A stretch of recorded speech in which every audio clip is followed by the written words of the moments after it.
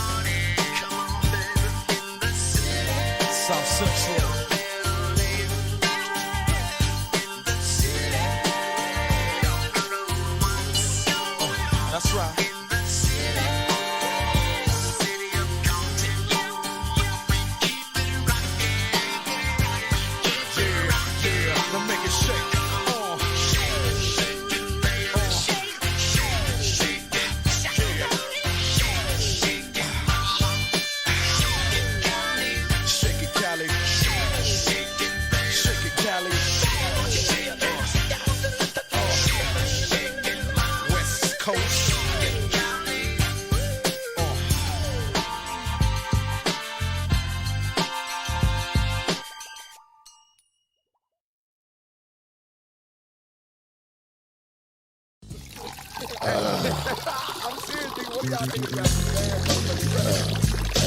Hey, baby.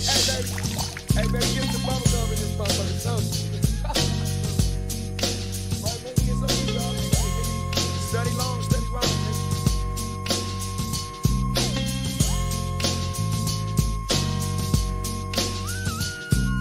With so much drama in the LBC, it's kinda hard being Snoop D-O double G, but I somehow, some way, keep coming up with funky ass shit like every single day. May I kick a little something for the G's and make a few ends as I breeze through 2 in the morning and the party still jumping cause my mama ain't home. I got bitches in the living room getting it on and they ain't leaving till 6 in the morning. So what you wanna do? Shit, I got a pocket full of rubbers and my homeboys do too. So turn off the lights and close the doors. But for what? We don't love them hoes. Yeah. So we gon' smoke an ounce to this. G's up, hoes down. Why you motherfuckers bounce to this? Rolling down the street, smoking in love, sipping on gin and juice. Laid back. With my mind on my money and my money on my mind. Rolling down the street, smoking in love, sipping on gin and juice. Laid back. With my mind on my money and my money on my mind. That I got me some Seagram's gin. Everybody got their cups, but they ain't chipped in. Now this type of shit happens all the time. You gotta get yours, but fool, I gotta get mine. Everything is fine when you're listening to the D.O.G. I got the cultivating music that be captivating he who listens to the words that I speak as I take me a drink to the middle of the street and get to mackin' to this bitch named Shady. She used to be the homeboy's lady. 80 degrees when I tell that bitch, please raise up off these NUTs, cause you get none of these at ease. As I mob with the dog pound, feel the breeze. Biatch, I'm just rolling down the street, smoking in now, sipping on gin and juice. laid back. With my mind on my money and my money on my mind. Rolling down the street, smoking in now, sipping on gin and juice. Laid back. With my mind on my money and my money on my mind. Later on that day, my homie Dr. Dre came through with a gang of Tango Ray and a fat ass J of some bubonic chronic that made me choke. Shit, this ain't no joke. I had to back up off of it and sit my cup down. Tango Ray and chronic, yeah, I'm fucked up now, but it ain't no stopping. I'm still popping. Dre got some bitches from the city of Compton to serve me, not with a cherry on top. Cause when I bust my nut, I'm raising the box of cock. Don't get upset, girl, that's just how it goes. I don't love you hoes, I'm out the dough, and I'll be rolling down the street, smoking in now, sipping on gin and juice. laid back. With my mind on my money and my money on my mind. Rolling down the street, smoking in now, sipping on gin and juice. Laid back. With my mind on my money and my money on my mind. Rolling down the street, smoking in now, sipping on gin and juice. Biatch. With my mind on my money and my money on my mind. Rolling down the street, smoking in now, sipping on gin and juice. Biatch. With my mind on my money and my money on my mind. This is a DJ Noise mixtape presentation. This is a DJ Noise mixtape presentation. I'm a straight rider. You don't wanna fuck with me. Got the police busting at me, but they can't do nothing to me.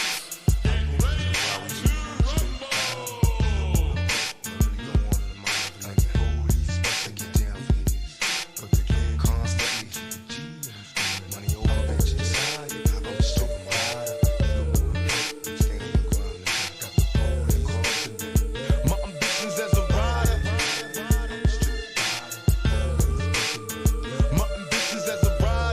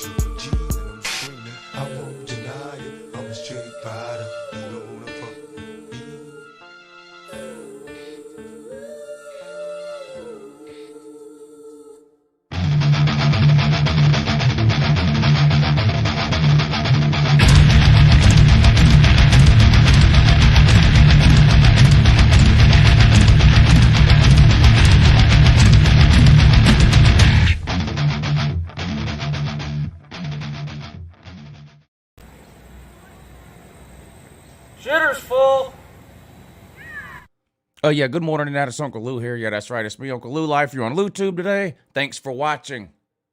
Really appreciate it also. And in addition to that as well, Uncle Lou After Dark, the college football call-in show. 706-786-4481 is the number. If you want to be a part of the show, give me a call. We talk about signing day tomorrow. I will be live tomorrow, by the way. I don't normally do live shows on Wednesday, but I'm going to go live tomorrow around lunchtime. I don't know the exact time yet. I'll see what's going on with who's committing when and all that tomorrow, but it'll probably be something like 11 o'clock in the morning until 1 in the afternoon, something like that. 11:30 to 1:30, 12 to 2, 11 to 1, somewhere in that time frame there. Talk about who's signing where, if anybody flips or decommits or surprises or whatever it is. We'll just go live and keep up with all that tomorrow. But tonight, it's the call-in show, so let's hear from you, 706-786-4481. We'll get to the phone lines in just a second. Looks like the phone lines are backed up, so we'll get to them quick. I do appreciate everybody tuning in tonight. Go ahead and hit the thumbs up if you hadn't already, please. That's a huge help to a live show. Doesn't cost you anything. It's free. Doesn't take you any time. There's very little effort or energy involved. Hit the thumbs up. I would really appreciate it. Shout out to everybody for tuning in tonight. John Mike, Christopher McDavitt, Bombs, Lad My Honky, Spencer Rattler, Gone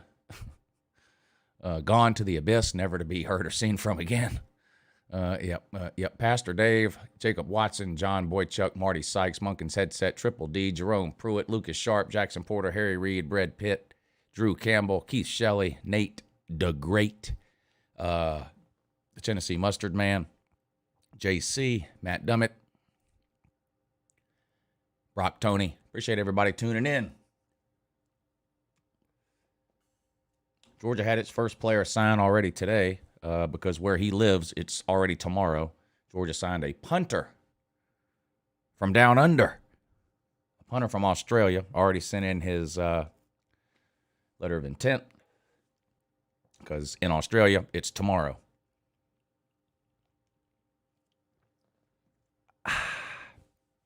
Either Georgia, Alabama, or Texas A&M is going to finish with the number one class. Those are going to be your top three classes, Georgia, Bama, and Texas A&M. The order is still up for grabs, but that'll be your top three in whatever order, Texas A&M, Bama, and Georgia, depending on who gets who tomorrow, and then again when we have the last round of signings in February. Most of the coveted recruits will be committed by tomorrow, though. They're expecting over 95% of the ESPN top 300 or the 24/7 top 300. Basically, 95% of the top 300 are expected to sign tomorrow. So not a whole lot of improvement between tomorrow and February. It's really just filling in holes in February. If you don't have a good class tomorrow at 7 or 8 o'clock at night, you're not going to have a very good class. That's just the way it is. You can improve your class after tomorrow, but if you don't already have a good class tomorrow, it's too late. It's just the way it is. So I'm talking to you, Florida. Who else are we talking to? Clemson, not finishing in the top 10 this year for the first time in about 5 years. Who else are we talking to that can't recruit? Miami can't recruit. Anyway, the list goes on and on. We'll talk about all that tomorrow. If you want to call in and talk about it tonight, that's fine too. Super chat right below the comment section. If you want to support the show, that's a great way to do it. The super chats and the PayPals, the direct donations are what keeps these live shows on the air. You can attach a note, a comment, a question, a troll, attempt, whatever you want to your super chat, and I'll be happy to read it. The same is true with the PayPal. For those of you that have PayPal and don't mind using it, there's a PayPal link you can click. You can also attach a note there. I'll be happy to read it. There you go. YouTube steals half your super chat. PayPal does not. There's the PayPal link. It's also in the description of the video, and the mods will repost it every 15 minutes or so. All right, let's get to the phone calls and see what y'all talking about. Oh, yeah, good morning, but you're on with Uncle Lou, though, and two. Hey, is this the Uncle Lou show? I should say? Yes, you somehow managed to dial the correct number. Oh, my gosh. Yes. Oh. Yes. Yeah. I'm glad that I was able to get a hold of you. This is Keith Shelley from the comment section. What's up, Keith?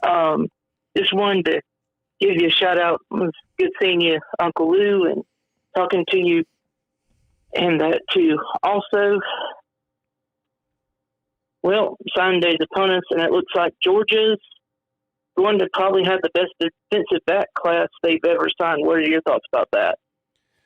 It's going to be a good one for sure. You can tell they put an emphasis on defensive backs for this year's recruiting class. They've done stuff like this before. There's been years where they went out and focused on wide receivers and signed a good group of wide receivers. They've done it with offensive linemen. When Kirby first got there, that was the emphasis. They did it with outside linebackers 3 or 4 years ago, and we ended up with like 6 starting outside linebackers. That's why they all transferred.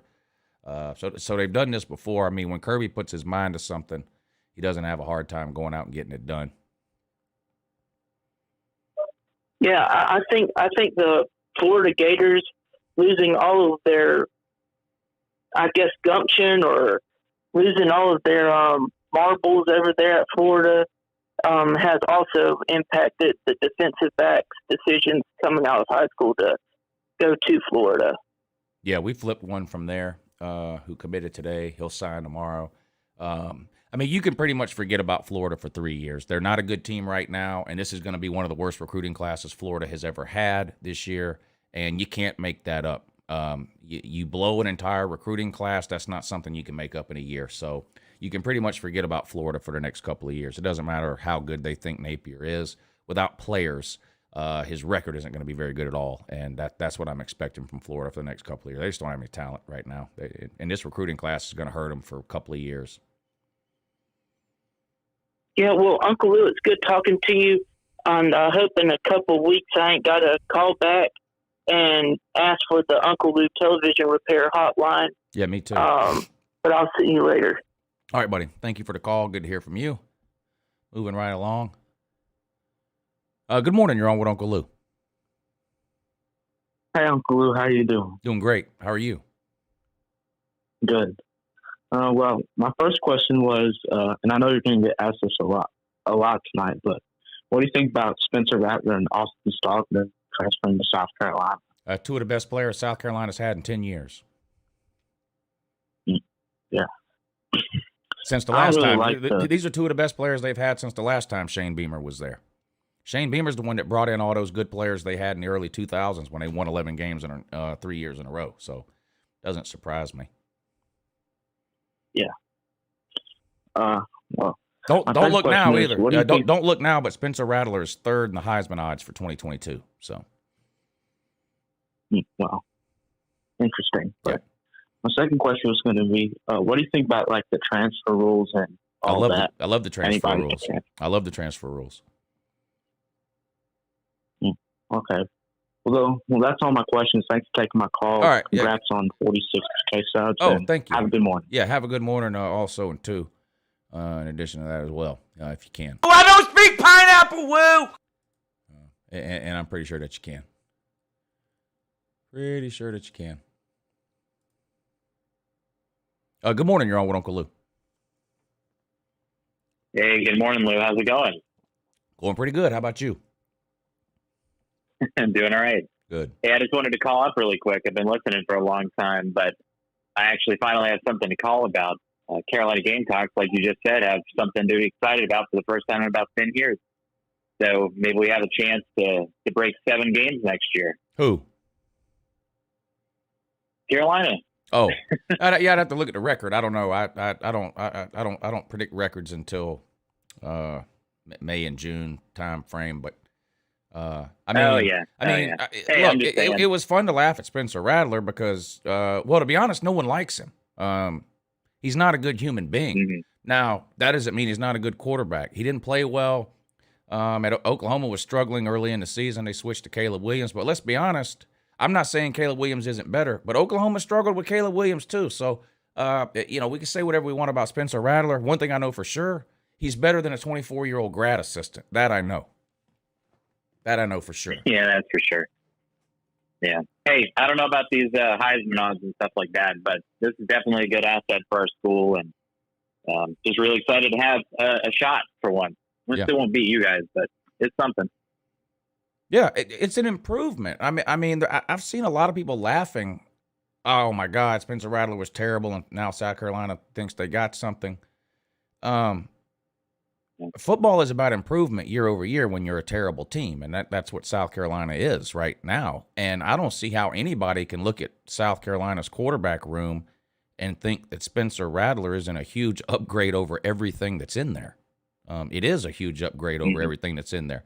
Now, if the rest of the team hates him, I mean, you can't account for stuff like that. You don't know. I mean, he is a prick and an asshole and a cocky, arrogant fucker. And a lot of people don't like him because of that, going all the way back to when he was on that TV show. But, just because people don't like you doesn't mean you aren't any good or better than what Carolina had. So if I was a South Carolina fan, I would be happy about getting Spencer Rattler. Oh, yeah, the whole city's ecstatic. Yeah. I mean, I'd look for the best in people. Hopefully he can turn his attitude around and I do bet something good for the program, and maybe it'll lead to the future. I bet you Spencer Rattler is the highest-rated recruit to ever put on a South Carolina helmet. I would bet. Yeah, and I mean, considering the best quarterback we've had in the past 15, 20 years is Connor Shaw. Yeah. I mean, you had some highly rated recruits when Beamer was there before. I mean, everybody wanted Jadeveon Clowney. Everybody wanted Marcus Lattimore. Mm-hmm. You've had some good players, but I don't know that you've ever had anybody as highly rated as Spencer Rattler. Yeah, and definitely not as talked about besides maybe Clowney. So a lot of attention. Yeah. Expecting a lot of good primetime games next season. So looking forward to it, and looking forward for you to give me shit in the future. Yeah. Yeah, well, look, it's great news for me because anytime a fan base can get excited in the offseason, that's great for me. Because then if it doesn't work out, I get to spend all season laughing about it. So, but Exactly. I don't think South Carolina is going to be worse off with Spencer Rattler. I would love to get on the trolling train too, but I'm being as honest as I can. People don't like him. He may be an issue in the locker room. There's no way to know that until he gets there. But as far as what South Carolina had at quarterback versus what they're getting in Spencer Rattler, it's a huge upgrade. There's no doubt about it.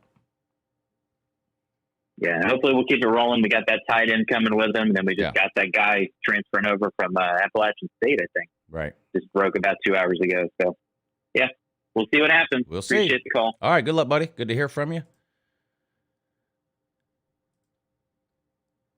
Good morning. You're on with Uncle Lou. Good morning, Lou. How you doing? Doing good. So I wanted to talk to you about, first of all, I'm a Carolina fan, like 3 other people already calling. Probably going to get a lot tonight. Feeling real good. A lot of momentum going.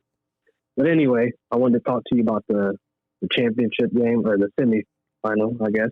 All right. How are you feeling about that?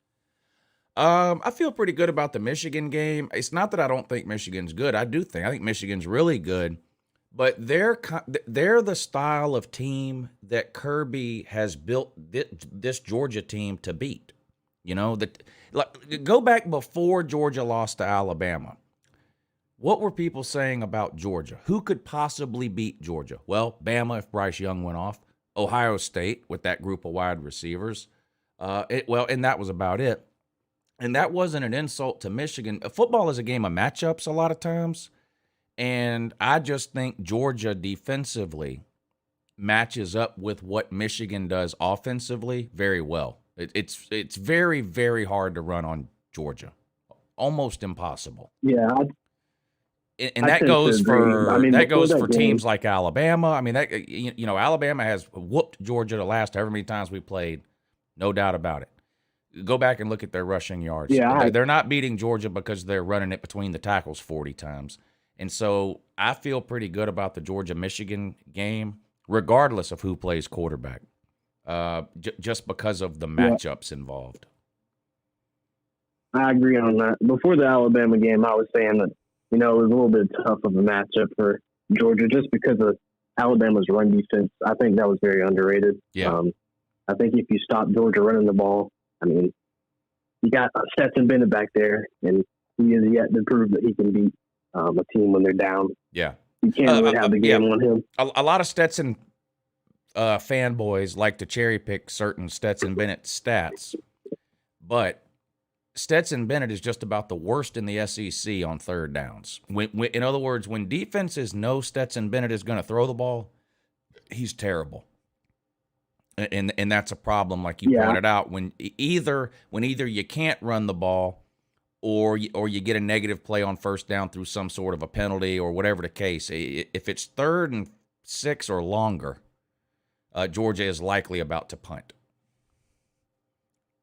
Yeah, the only teams that I think I see beating Georgia are teams that can stop them running and have a good offense, and that's what Alabama has this year. But yeah, much like you, I'm a SEC homer, so I'm rooting for you, even though I'm a Carolina fan. Yeah. So good luck and everything. Have a good night. All right, yeah, appreciate the call. Good to hear from you. Good morning. You're on with Uncle Lou. Uncle Lou, Michael Newcomb. Nice to talk to you. Yeah, you too, buddy.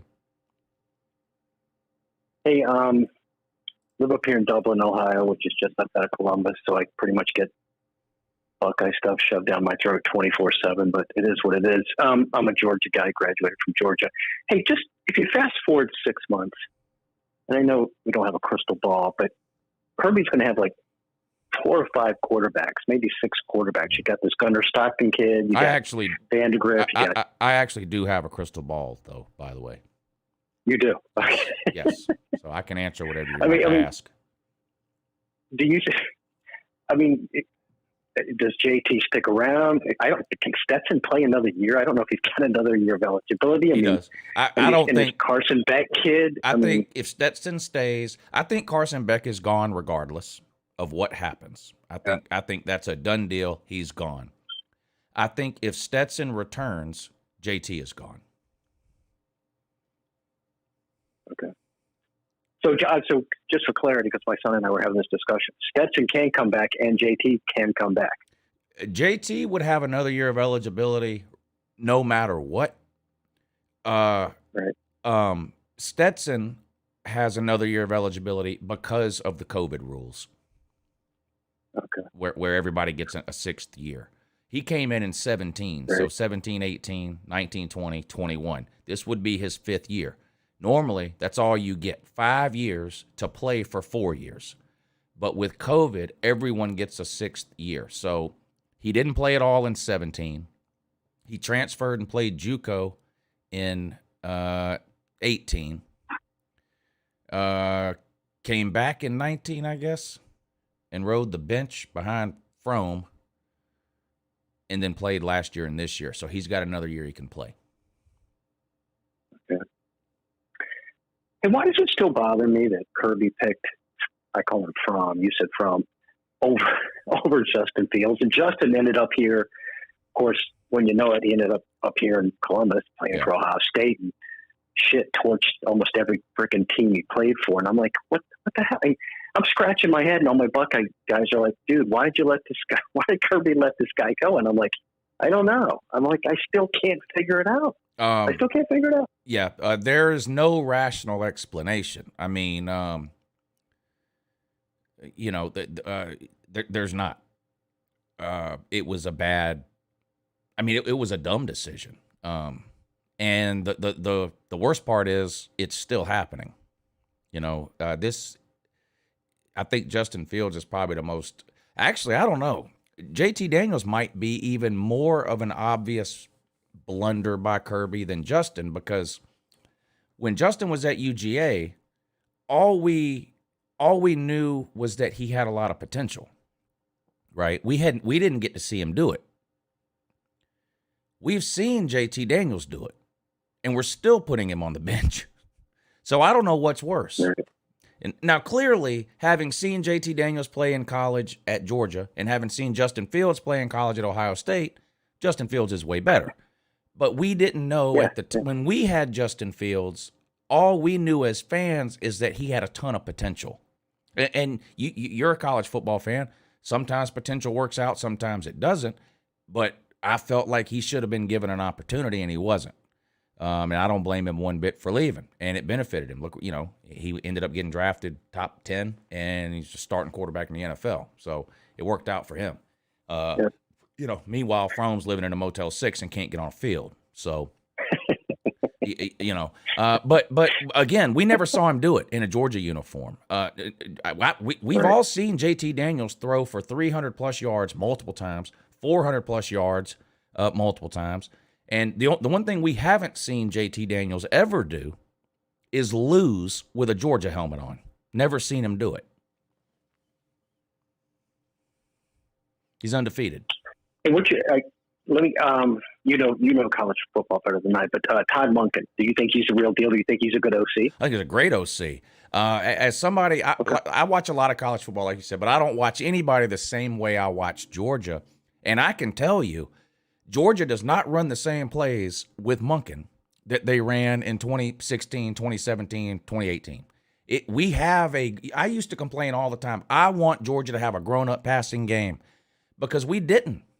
Our passing game looked like, no, I'm not lying. Our passing game looked like things you see in Georgia middle school games. High school passing attacks in the state of Georgia and Texas and Florida were more advanced and complicated than what Georgia had with Fromm. Monken came in. He's changed that around. I love his play calling, and it's not just the passing game that I like about Monken. I think he gets creative with the run game, with jet sweeps and jet sweeps to wide receivers, jet sweeps to Brock Bowers has scored touchdowns on jet sweeps. He's a tight end. I love Todd Monken. But Kirby is the one that's making the decision on which quarterback starts, not Monken.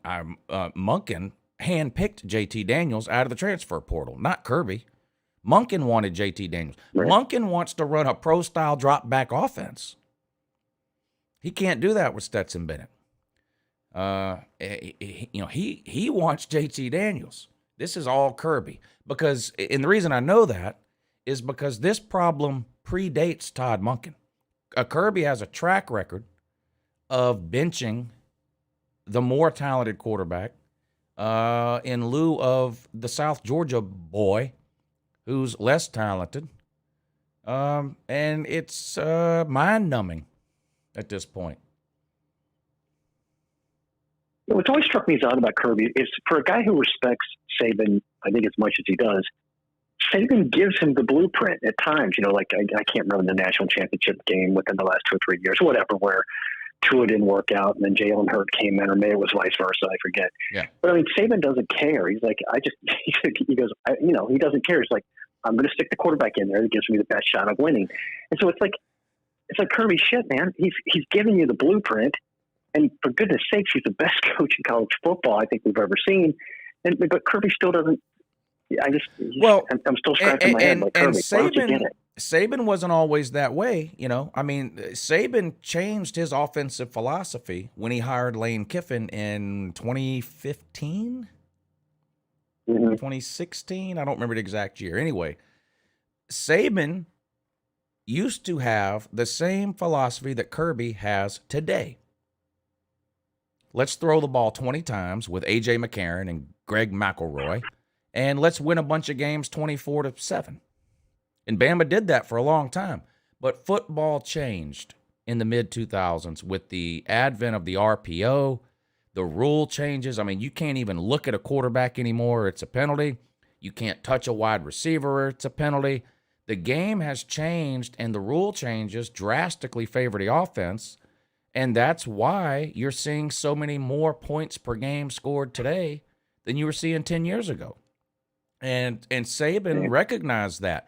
And I don't think Saban gets enough credit for this. Saban won a ton of national titles playing old school, smash mouth, 3 yards, cloud of dust, game managing QB, 20 pass attempts, let's win the game 24-10.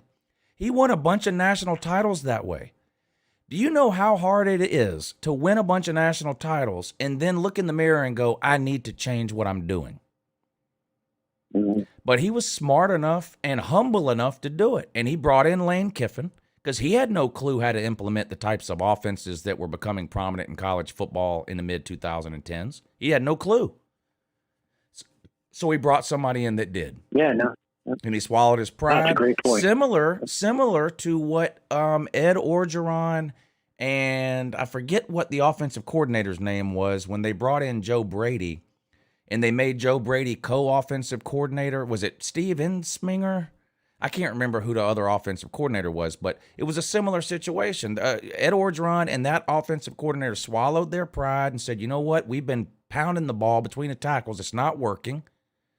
We're going to bring Joe Brady in to totally revolutionize our passing offense. We've got to swallow our pride, let him do what he's going to do, and look what happened. They went out and won a national title. And I thought that's what was going to happen when Kirby brought Monken in and then went out and got JT Daniels. But every opportunity that Kirby has had, he has stuck Stetson Bennett in there. And it's not that Stetson Bennett is a terrible quarterback. He can lead you to a 37-0 victory over Arkansas. When Georgia has way more talent than the team that they're playing, Stetson Bennett can win by 30 points. With a ground game, with 13 tight end screens, 10 swing passes to James Cook. Yes, Stetson Bennett is good enough to win those games, and the Georgia roster is talented enough to win those games by a lopsided margin against teams like Arkansas, Kentucky. And I'm not knocking Arkansas and Kentucky. They both had good years. But look at the talent on Arkansas and Kentucky and look at the talent at Georgia. It's not even close. It's night and day. And so Georgia can go out with a guy like Fromm, Stetson Bennett, whatever, and beat those teams by 20 or 30 points. But what happens when they play a team with a defense and a powerful offense? They lose, and they can't score more than 20-something points. National title game, we scored 23. The following year in the SEC title game, we scored 28. Last year, 2020, we scored 24, and this year we scored 24. While we're giving up, in 17, we only gave up 26, but in 2018, we gave up 35, in 2020, we gave up 41, and this year we gave up 41 to Bama. I don't understand how you keep banging your head against the exact same wall and expecting different outcomes. It's very, very frustrating, and nobody, and I mean nobody on planet Earth, has dedicated more time on the internet to bashing Kirby Smart's quarterback decisions than me, but I just don't know what else to say about it. I mean, obviously there's nothing I can do about it. I don't even know what to say about it anymore. It's so obvious to everyone other than Kirby Smart and about 25% of idiot Georgia fans.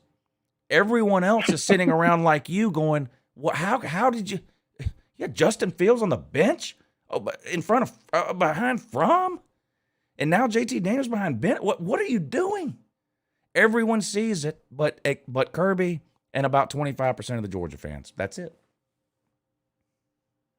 Hey, I know I'm monopolizing a lot of your time. You got a lot of callers that want to get to you, but hey, just real quick, everyone's got a different opinion on this. This Travis Hunter kid, this 5-star kid, I think he's out of Georgia. He's an FSU recruit. Some people have said, hey, maybe a flip tomorrow.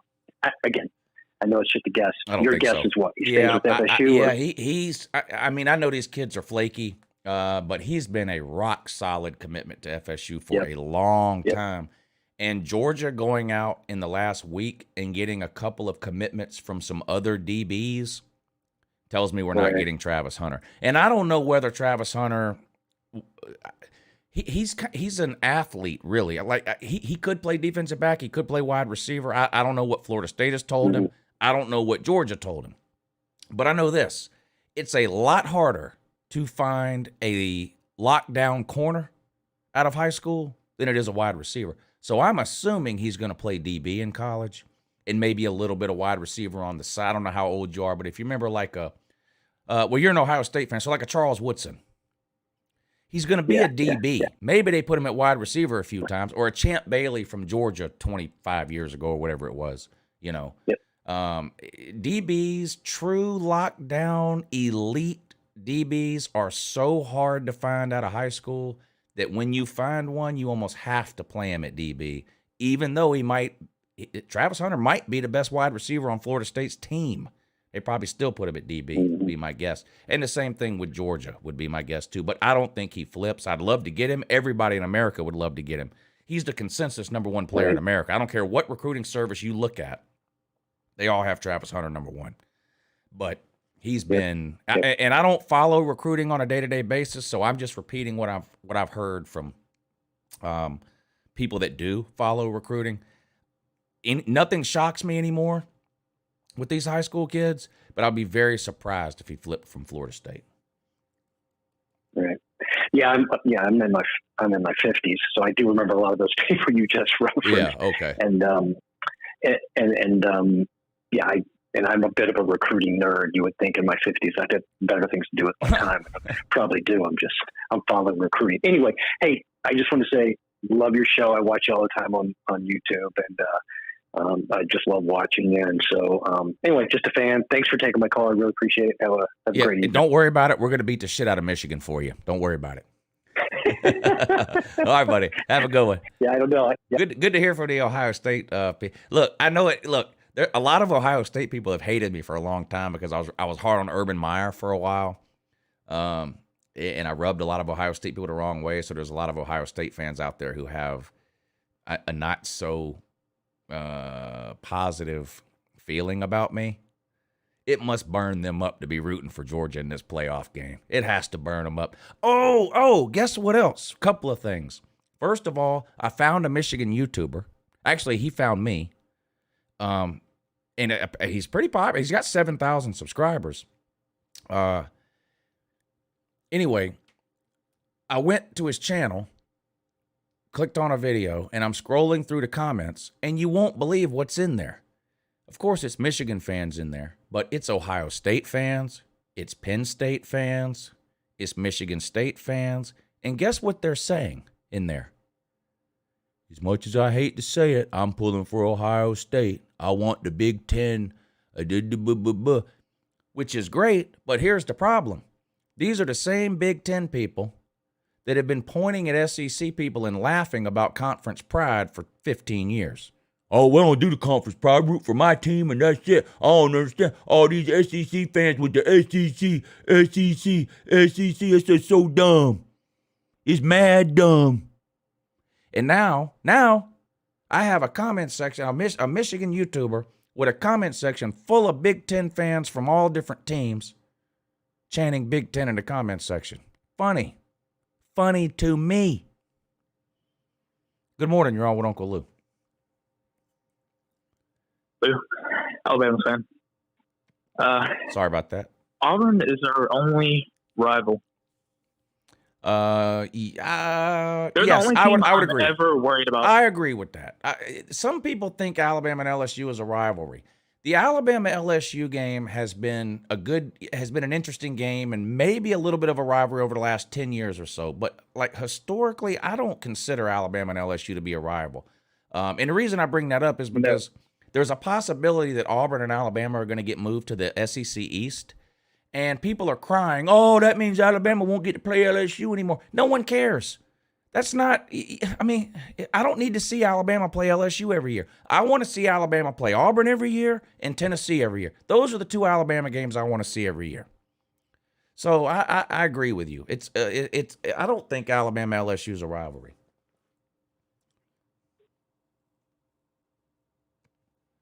Yeah, Alabama Georgia is not a rivalry either. No, it's just it just so happens that Alabama and Georgia are both top 5 programs right now, and they've played 4 times now in the last 5 years, about to be 5 times in the last 5 years after we play twice this season. But Georgia and Alabama is not a rivalry either. I completely agree. Yeah. Because the only team I'm ever worried about playing is Auburn most of the time. Yeah. I mean, they'll lose to. I mean. Yeah, we'll drop a game to somebody not named Auburn once every 2 years, you know, but most of the time it is Auburn. But thanks for taking my call anyway. Yeah, good to hear from you. Yeah, I agree with you. To me, when you start saying that this is our rival and this is our rival and this is our rival and this is our rival, it takes away from what your real rivalry is. You can't have 6 rivalries. Good morning. You're on with Uncle Lou.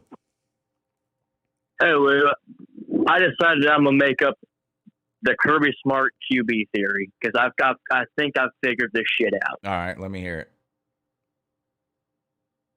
First and foremost, I'm going to say something that might be a little controversial because if these two kids haven't gotten any playing time and Stetson, who in theory shouldn't be on the talent realm that they are, I don't care if they're freshmen or not.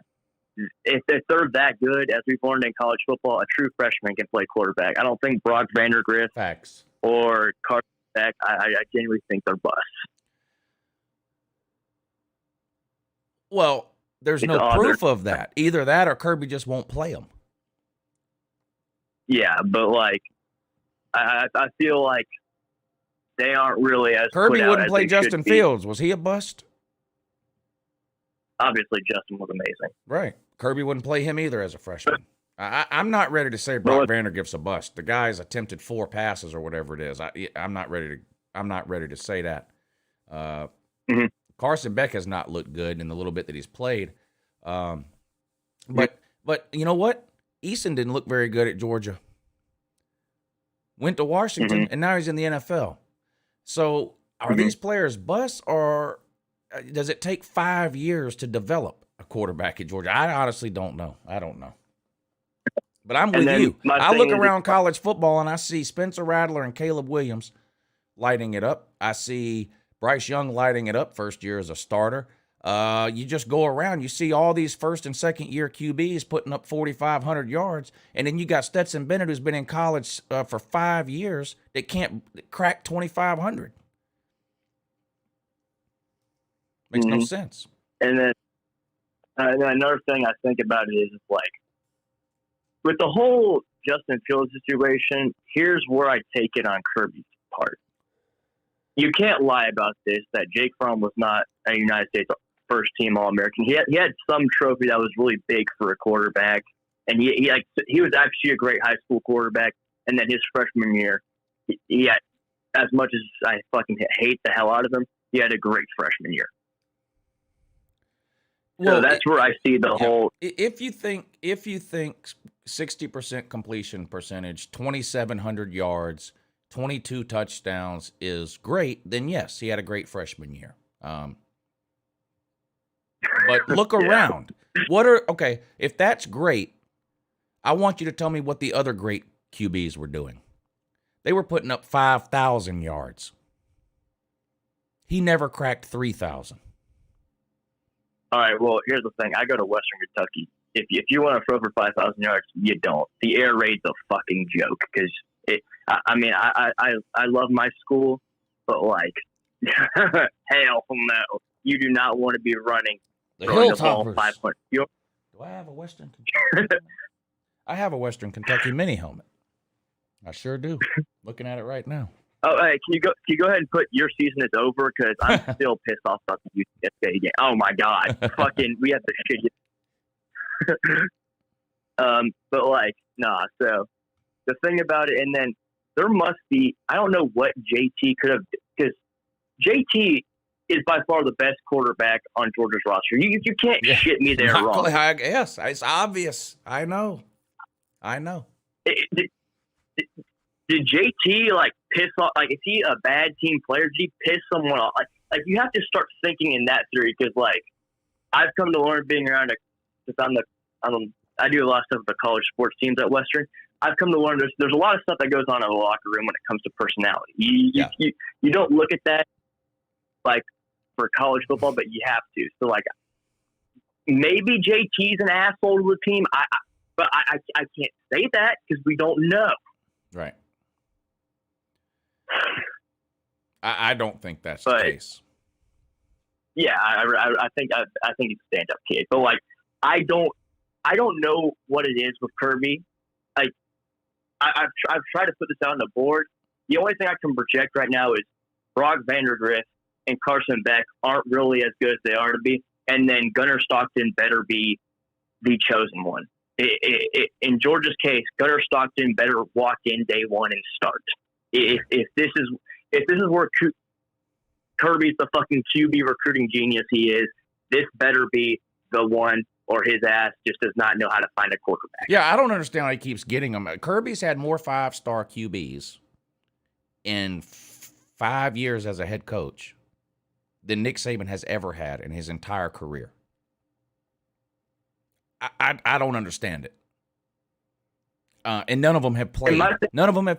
Jacob Eason, benched. Justin Fields, benched. JT Daniels, benched.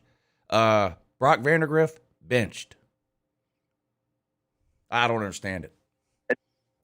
And then my thing is, look, yeah, it's okay to go recruit a high quarterback, but there's also a silver lining is if you don't think this high quarterback's worth it, don't go get him.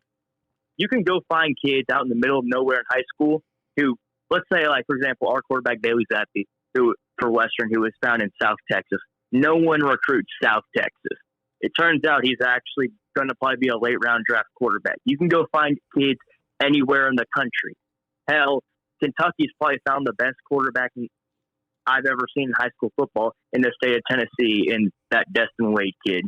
Yeah. How many people recruited Patrick Mahomes? Not very many. Exactly. You have to dig deep to find the right quarterback. Don't just look at the goddamn 5-star. Yeah. Heck, Nick Saban, when he used to recruit, like, his first few 5-stars did not pan out to save his life. Because there are a few. Yeah. Well, here the thing about 5-stars is, regardless of the position, any 5-star can be a bust. But the odds that Kirby has had 4 5-star QBs in 6 years that are all busts, now that I don't believe. And we know it's not true because Justin Fields went to Ohio State and had 5,000 yards, and now he's starting in the NFL. So that's why the fact that Kirby tells me Brock's not good enough to play, that's not enough for me to believe that Brock ain't good enough to play, because Kirby's told me that before and he was pissing down my leg. Hey, thank you for the call. I can't, to everyone else on hold too, I can't do any more QB stuff today. That's it for the Georgia QB situation. Good morning. You're on with Uncle Lou. Hey, Uncle Lou. Hey, how you doing? Doing all right. Before I get started, I just wanted to say Merry Christmas to you and your family. Oh, thank you. You too, sir. Yeah. But I am an SEC homer. I'm an Alabama fan. I'm not going to rib you about the SEC championship or prior games. My thing for you is the bowl games coming up. Do you think that we could possibly see every SEC team that we got in win or come close? I've looked at all the bowl games, but I don't know off the top of my head every SEC matchup. I tell you right now, Florida could lose to Central Florida. I could see that. I think Georgia beats Michigan. I think Alabama beats Cincinnati. I think Ole Miss, if Matt Corral plays, beats Baylor. I'm trying to go down the list from there. Kentucky is playing. I think there was only like 2. Who's Kentucky I think playing? we were only dogged like 2. Yeah, who's Kentucky playing? Kentucky, Iowa. That'll be a good game. Kentucky's going to have a hard time scoring on Iowa. That's going to be a low-scoring game. That one could go either way. Tennessee and Purdue. Tennessee probably wins that one. Mississippi State, who are they playing? Is Auburn? Yeah, they're barely bowl eligible. I doubt the SEC goes undefeated. Yeah, I doubt it. There's 13 SEC teams that made a bowl game out of the 14. I find it highly unlikely the SEC goes 13-0. I think the SEC will have a winning record, but I wouldn't bet on the SEC going 13-0. I mean, 10-3 would be amazing. I'd love that, just as a homer of the SEC. Oh, yeah, me too. I don't know about Mississippi State and Texas Tech and the Mike Leach Bowl. That's right. Yeah, the Mike Leach Bowl. Yeah, that'd be a good one too. Yeah, it would be hard for me to bet $1 on the SEC going 13-0. I think even with 13 games, I think even 9-4, 8-5 is pretty good. That would be where I put it. But another thing with Brett Venables leaving the Tater and going to Oklahoma, do you think that with them coming to the SEC, who knows when, that they'll be able to compete right away? Oklahoma. I would have felt more confident about that if they kept Lincoln Riley, because I don't know what Brent Venables is going to do there. He's never been a head coach before, and anytime you change coaches, it's a crapshoot. If Oklahoma comes into the SEC, I mean, they're going to come in sometime in the next couple of years. When they come into the SEC, they're probably going to be the fourth or fifth most talented team in the SEC when they come in. So if Brent Venables ends up being a good head coach and has a good staff, I mean, I think they're still going to be pretty good. I think it's going to take Oklahoma a while to adjust to SEC play, but I don't think they're going to be terrible. Okay. And where do you think Clemson goes from here? I'm not one of these people that's ready to say, well, Clemson is dead. They're going back to the dark ages, 8 and 4 for the next 10 years. But I do have some concerns. I know Dabo's replaced coordinators before, but he's never replaced both the OC and the DC in the same year. Plus, there's no clear-cut answer right now at Clemson at quarterback, which is a huge problem. The ukulele is not good. They've got a true freshman coming in, this Cole Kubelik guy. But like we've been talking about all day today, there are no guarantees when it comes to QBs. You don't know what you're going to get from him. They're losing a lot on their defense this year, which is what kept them in every game. So, I wouldn't be surprised to see Clemson go 9-3, 10-2 again next year or something. But, again, there's not very many hurdles to jump over in the ACC. I mean, Pitt is going to come back to earth because Kenny Pickett is gone. Wake Forest is not likely to have back-to-back 10-plus win seasons at any given time. Miami, brand new coach. Florida State headed in the right direction, but still not as talented as Clemson, I don't think. North Carolina losing Sam Howell. So, would it shock me if Clemson went 12-1 or 13-0 with an ACC title next year? No. So I'm not one of these people that thinks, Clemson's definitely done. They've fallen off the cliff. That's it. It's over. Their run is over. But I'm also not as optimistic as some Clemson fans are that this was just one hiccup year and they're going to get right back. Alabama missed the playoffs a couple of years ago, ended up in a Citrus Bowl, and then right back to the playoffs now multiple years. I'm not convinced Clemson's going to do that. But I'm also not convinced they're just falling off the cliff. It could go either way. A lot is going to depend on what happens with the QB situation at Clemson. A lot's going to depend on that. I don't think Clemson's gone, like you said, but it may be a few years on a rebuild. Yeah. Well, especially if this Kubelik kid shows up and he's not ready to start and they have to go with the ukulele again. I just don't have much faith or confidence in him at all.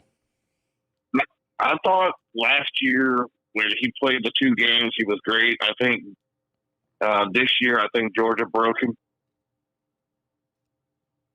And he just ain't ever been right since. That's true. PTSD is a hell of a thing. Thank you for the call. Good morning. You're on with Uncle Lou. Hey, good morning to you. Yeah, good morning, though. Oh, thank you. Yeah, so I have just a couple of questions. It's not gonna be too long. I just wanted to ask you, what do you think about what is the most right now? What is the most surprising player that entered the transfer portal so far to you? Bo Nix and Adrian Martinez. Now, I have heard that Adrian Martinez was told, if you want to play next year, you need to transfer. That's what I heard. That Scott Frost basically sat him down and said, I've rode with you for 4 years. It hasn't worked.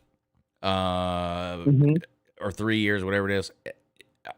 If I don't win next year, I'm out of a job. I've got to go a different direction. That's what I've heard. And so he was basically told to enter the transfer portal. The Bo Nix thing.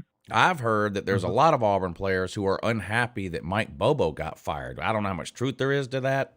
And I also think Bo Nix might be overestimating his worth. I'm not sure how many top 25 programs are interested in Bo Nix. I said, well, you talking to me, and you doing all this? I'm like, what are we hiding from?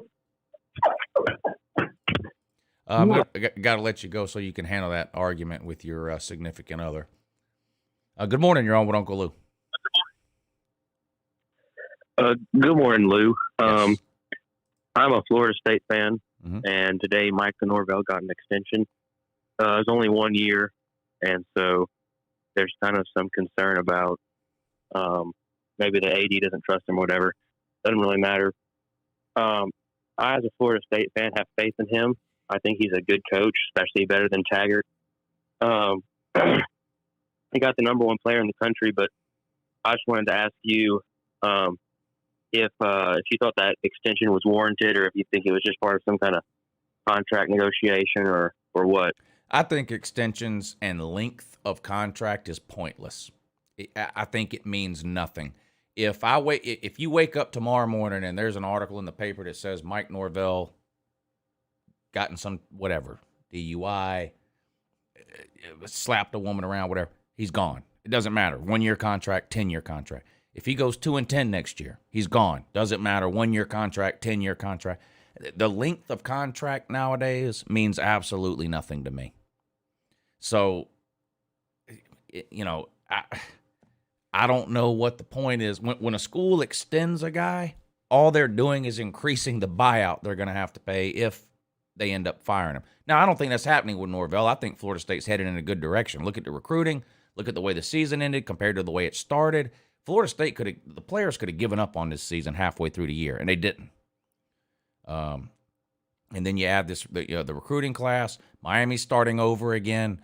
Clemson is a little bit down. I think Florida State would be crazy to get rid of Norvell right now. I think if I had to bet, and I made a video about this, of the three Florida teams, Florida State, and Miami, I think Florida State is in the best position right now. And it's been a while since you could say that about Florida State. Yeah. Another thing I wanted to bring up was I think one of the better programs kind of headed in the right direction right now is the Razorbacks, Arkansas. Mm-hmm. I think Sam Pittman is a really, really good coach. I think that he was kind of undervalued at Georgia. Not that Georgia's offensive line isn't good. They're obviously pretty freaking good. But I think Sam Pittman was the right coach for Arkansas. He loves the culture there. He's created a great new culture there. He brought in Jaden Hazelwood from Oklahoma, and that was a great guy to try and replace Traylon Burks, probably the best receiver in the SEC. Wait, is that true? Is that true? About Hazelwood? Yeah. Okay. I knew Hazelwood entered the transfer portal. I didn't know he had committed to Arkansas. That is huge. Yeah. He's great. So, yeah. Former 5-star, yeah, he's from the state of Georgia. Kirby and Kirby wanted him bad, real bad. He's a baller. I didn't know that. That's a huge get for Arkansas. Yeah. What is the quarterback back next year? See, what's his name? What's that quarterback's name? Jefferson. Yeah, is he back? Yeah, he should be. Okay. I was kind of concerned because Arkansas is my second favorite team. I've just always liked them. I think that college football is always better when they're good. Yeah. And I really thought that maybe Malik Hornsby is their backup. He's a former 4-star, would transfer. He's got elite speed. He's a great runner. But KJ's supposed to be coming back next year. I think that probably the addition of Hazelwood really swayed him to come back. Maybe inflate his stats a little bit with a great receiver like that, obviously. Man, so that's a huge get. I don't know how I missed that. That's a huge get. I wanted him at Georgia. I don't know how I missed that. That's a huge get for Arkansas. Yeah.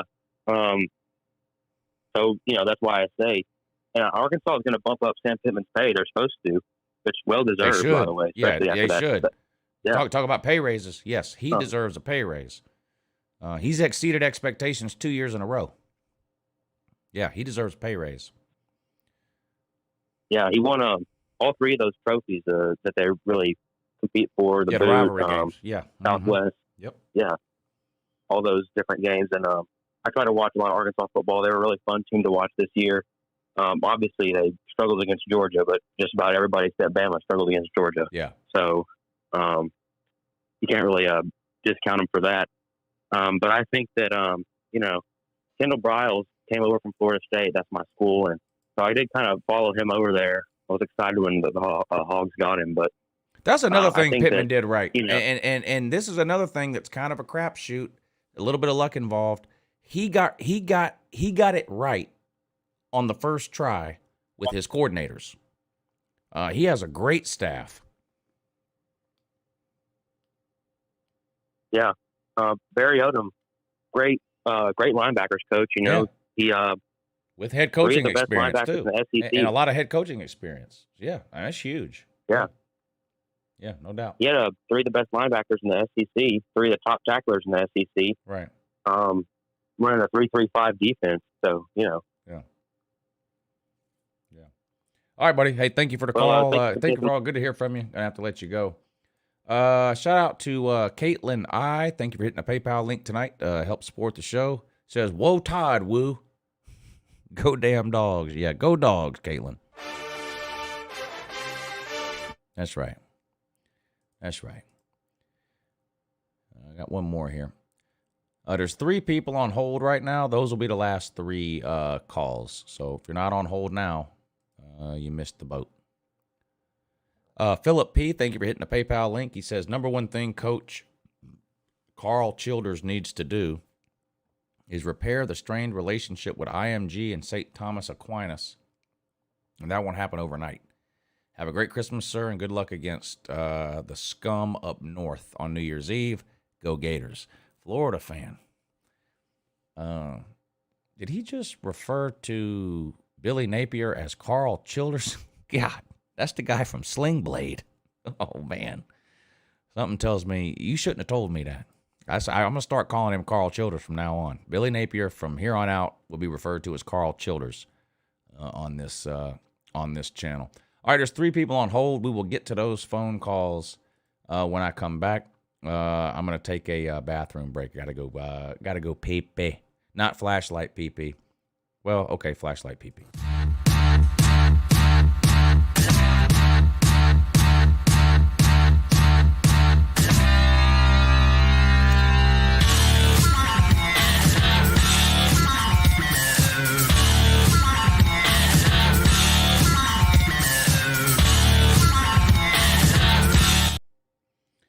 Yeah, I do have to go to the bathroom. I'll be right back. Here's some of the video from earlier today.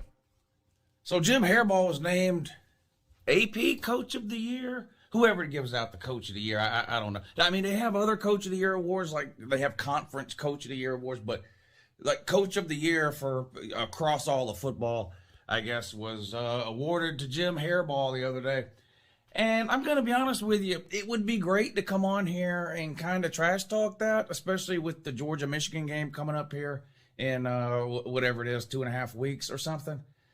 I don't really understand why people are so upset about Jim Harbaugh getting Coach of the Year. I've been pretty hard on Jim Harbaugh over the years here on YouTube, but honestly, the times I've been hard on him, he deserved it. I don't understand why this is bothering people. I guess if you're an Ohio State fan, I understand. You don't want Michigan to get anything. You don't want them to win a game. You don't want any player on their team to receive any type of award. You don't want their coach to receive any type of award. You don't want them in the playoffs, but they are, and you ain't. So I understand Ohio State fans being mad. And I even understand to a certain degree maybe Georgia fans that want to talk a little trash about it just because the game is coming up. Who else would get it? Would be the question I would ask. I mean, I've heard a lot of, I guess, Georgia, and look, I'm a Georgia fan. I'll try to hide that. I've heard a lot of Georgia fans that it should have been Kirby Smart. They have the same record. Blah, blah, blah. Okay, yeah, they have the same record, but let's look at it here. Let's look at it. They're both in the playoffs, right? Michigan won their conference. Harbaugh won the Big Ten. Kirby did not. Harbaugh finally got. Shout out to Hairball. Shout out to Hairball. Jonah, thank you for the super chat. Bad day for the Sucknut fans. They lost Ryan Day to the NFL. Again, is that true? Because I've been talking about that for 2 days, because I have been hearing for the last couple of days that might be true. Now you're saying it is true. Now, if you're trolling,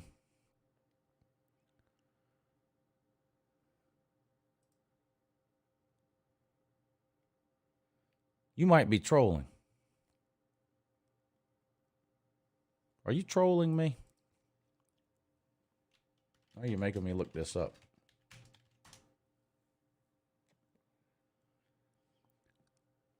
To 5 hours ago, Bears reportedly looking at Ryan Day.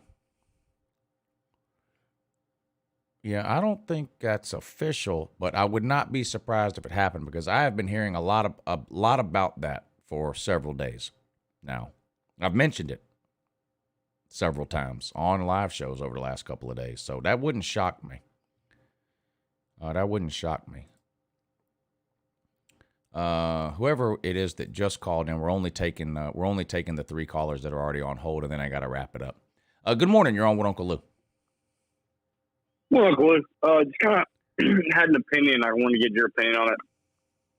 I genuinely believe that this transfer portal is going to do what the college football is the same thing that the scholarship limits did about 10, 15 years ago, where things start to even out. Yeah. And also that recruiting rankings, as long as you're in the top 10, 15, especially with the way the playoff is expanding, because it's going to expand, and the way the conferences are going to change a little bit, I feel. Do you believe that? Do you understand what I'm saying? Just with I feel like it's going to start to even things out. Because if I'm a 5-star, I go to Georgia and I'm sitting on the bench. Shoot, Oklahoma's right down the road in the same conference as me. It's the same, type of. That's just kind of my idea. I just kind of want to get your opinion on it. No, it's gonna have an effect. I mean, look, Ohio State made the playoffs with a transfer quarterback. LSU won a national title with a transfer quarterback. Without Joe Burrow, LSU doesn't even win the West, SEC West. Never mind a national title. Nothing against LSU; they had a loaded team, but LSU has had a loaded team every year for the last 10 years. What haven't they had? An elite QB. So yes, it's gonna now. When you say even things out, let's take Spencer Rattler. Spencer Rattler's going to South Carolina. How big of an impact is that going to have? Okay, it's going to turn South Carolina into what? A 7-win team? I mean, South Carolina's not winning the East or the SEC or making the playoffs just because they got Spencer Rattler.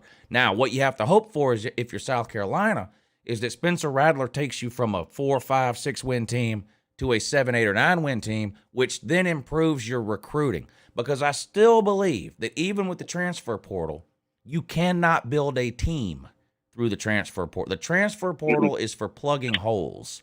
I still think recruiting is going to be the lifeblood of every program, but the transfer portal could have effects on recruiting. Because if Spencer Rattler turns South Carolina into an 8 or 9 or 10-win team, that's going to improve their recruiting. So I think you're right. I think it will. Yeah. I think it will. Definitely. Yeah, I think it will. It's going to hurt the depth on the elite teams, right? Because look at Oklahoma. They would have Spencer Rattler as a backup. Say what you want about Spencer Rattler. It's a pretty good backup to have. Now they don't.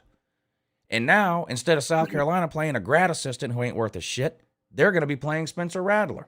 So it may hurt the elite teams a little bit from a depth standpoint, and it may raise up some of the mid-level teams and put them over the hump like it did LSU in 2019, or allow an Ohio State to make the playoffs like it did in 2020, or allow South Carolina to win 9 games instead of 4. Of course. Completely agree. I mean, I think that one of my things, too, is I think that we as fans, we get a little too caught up in the star ratings on players.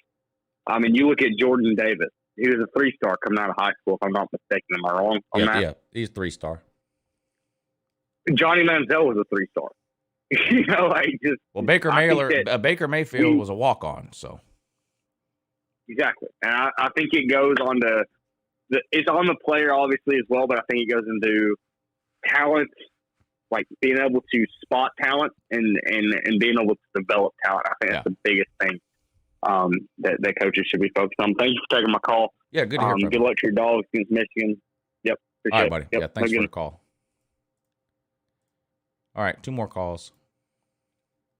Good morning. You're on with Uncle Lou.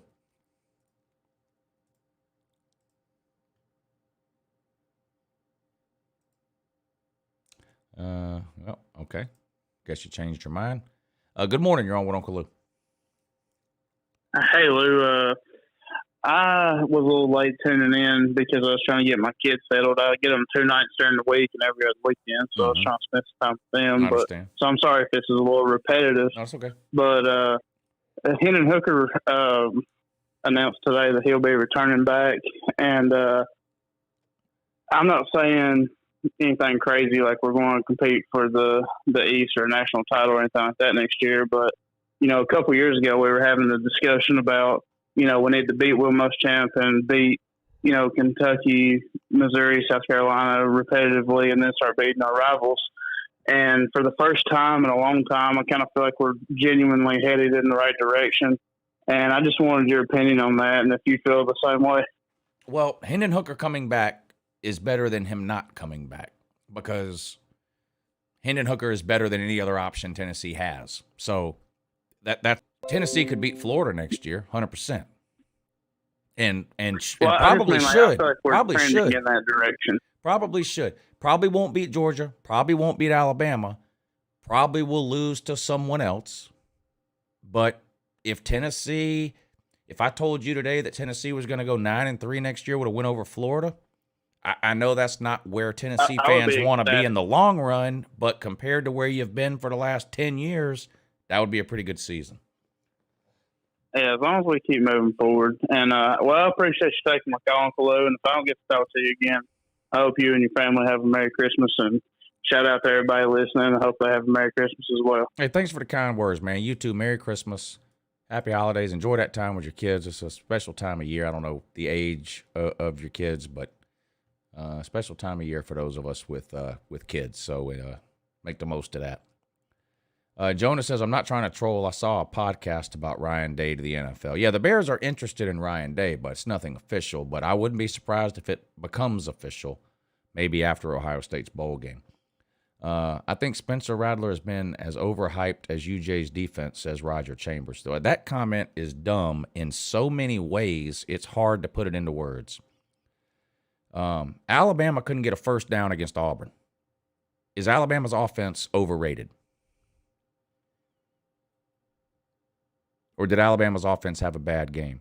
I don't understand how anybody watched college football this year, then saw Georgia's defense play a bad game, and then paid to prove how ignorant they are by typing this comment out. Bama Mike, thank you for the super chat. Baker Mayfield has to be stepson Bennett's hero. Walk on king. Yeah. Stetson Bennett is Baker Mayfield with way less talent. Way less talent. Those two aren't even comparable. Those two aren't even comparable. And then you got the people, oh my God, Stetson Bennett has played Alabama twice and threw 5 interceptions. I don't know why anybody's surprised. He should have 9 interceptions. If you go back and watch the 2 Alabama games that Stetson Bennett played in, he should have 9 interceptions. I mean, let's not forget, Stetson Bennett in his entire college career has spent a total of 1 season where he was the starter from start to finish, and that was in JUCO. Okay? He led America in interceptions that year. He led America in interceptions the only year that he was the starter from start to finish, and that was in JUCO against JUCO competition, and Kirby Smart was so impressed with that, he went out and gave him a scholarship to come back to Georgia. Let's not forget that. Let's not forget that. It should not be a surprise to anybody that Stetson Bennett threw 2 interceptions against Alabama. It should be a surprise that he didn't throw 4. That should be the surprise. You should be surprised he didn't throw 4. All right, that's it for the phone calls.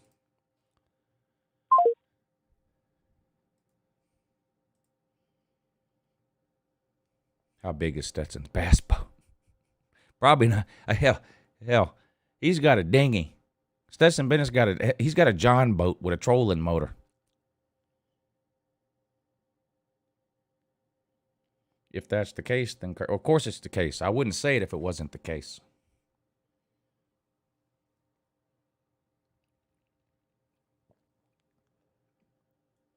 And here's the thing about Kirby now. He has painted himself into a corner. I don't think he can play JT Daniels now. You know, the time to play JT Daniels was 6 weeks ago. The minute he was healthy, that was the time to play JT Daniels. Let JT Daniels go out and beat up on Charleston Southern and Georgia Tech and Missouri.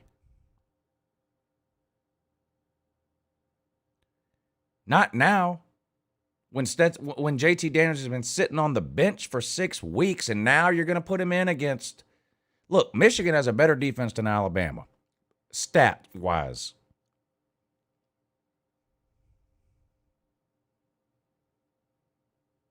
Now you're going to put him in? The mistake was made 6 weeks ago. I think Stetson Bennett starts and plays the entire game against Michigan. And if Georgia wins, I think he starts and plays the entire game against Bama. The mistake was not that Kirby didn't start JT Daniels against Bama.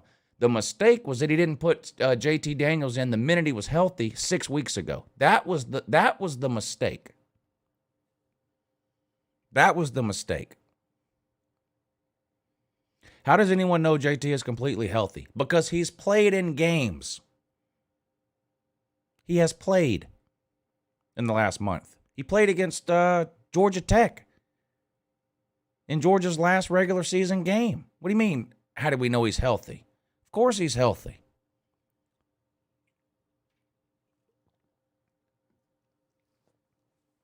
He's more healthy than anybody on the team. No one is healthy in December. No one on a football team is 100% healthy in December. Nobody. You know who is healthy? A guy who ain't played in 6 weeks. So, yeah, he's healthy.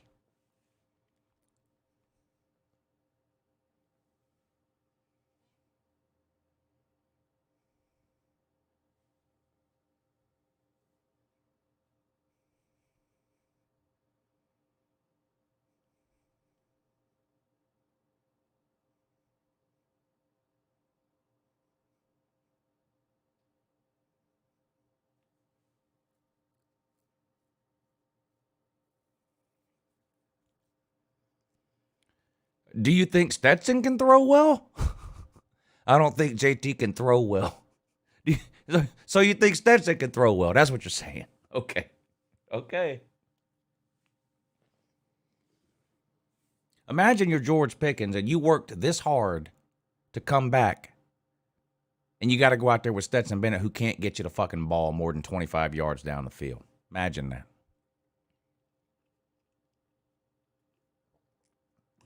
George Pickens probably madder than I am.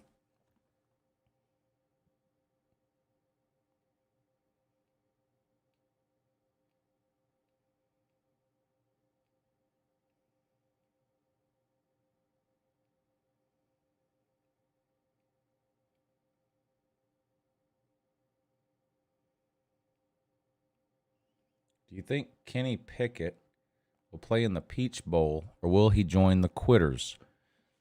So far, it looks like he's playing, but nothing would shock me. And then you got to remember, we've seen some players claim they were going to play and then quit at halftime. Kyle Trask last year for Florida said he was going to play and then he quit at halftime.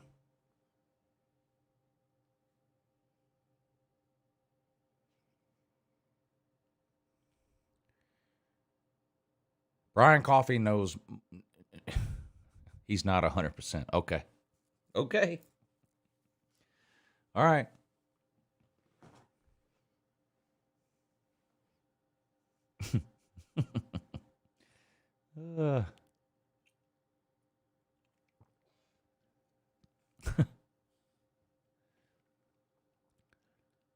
You know what that is? That's a Kirby apologist. It can't possibly be that Kirby is just making the wrong decision, even though he has constantly made the wrong decision. It's got to be something else. It's not anything else.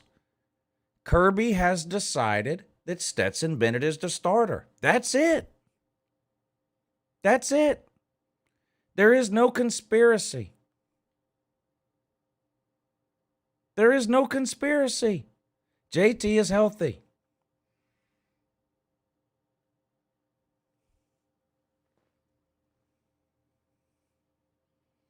Stetson Bennett's pro day will be at Chuck E. Cheese.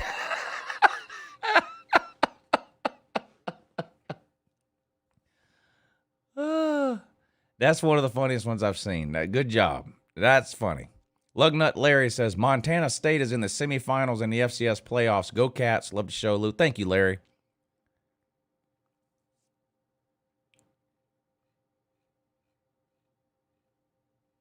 Hey, thanks, Justin. Merry Christmas to you too, buddy.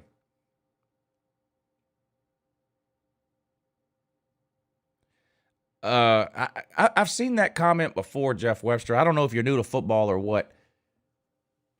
The first thing a quarterback does when he comes off the field is take his helmet off, set it on the bench, and put a hat on. That's the starter. It's no different for the backups. You don't see backup quarterbacks wearing helmets. The backup quarterback sends the signals in. These new to football people are hilarious. They think that because Stetson's not holding his helmet, I mean, that's ridiculous. I don't know if you guys just started watching football tomorrow or what.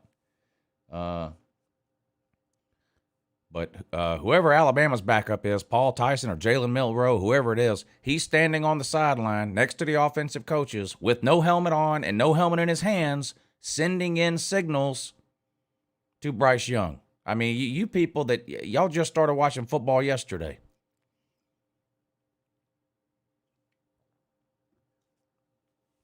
He didn't have his helmet in his hand for the entire first half against Georgia Tech or the start of the third quarter against Georgia Tech. He didn't have his helmet on.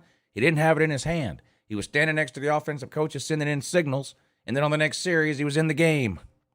I mean, you people, it's unbelievable. I don't understand how y'all can spend this much time.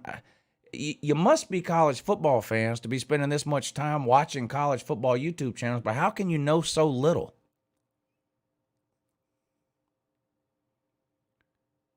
I got banned for calling somebody a pussy. I think I have 6 more days in Facebook jail. I got 30 days Facebook jail. Well, then start paying attention, Jeff. You've been on a sideline with your eye and a viewfinder. Start paying attention to what's actually going on. The backup quarterback is not walking around with his helmet on. He's standing next to the offensive coaches, sending in the signals. This has been happening for decades.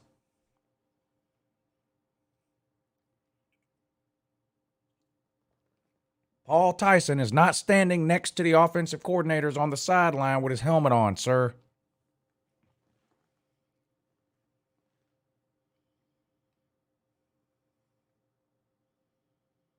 JT Daniels is healthy. Kirby has made the decision to start Stetson Bennett. That's it.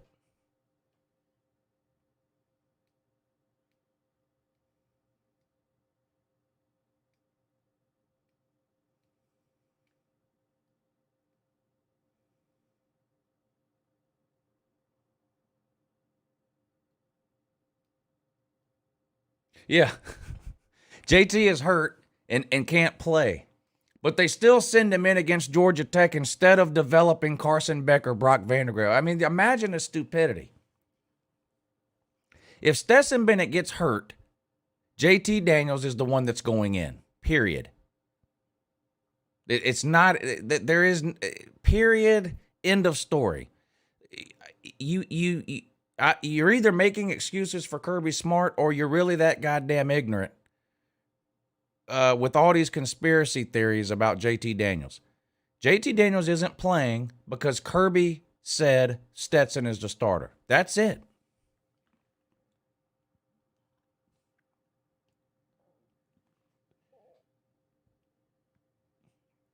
Well, then you're an idiot, Justin Fields, and you've never paid any attention at all to backup quarterbacks on a sideline, ever. You're just an idiot. Which is obvious because you created an account called Justin Fields, so we knew you were an idiot from the get-go.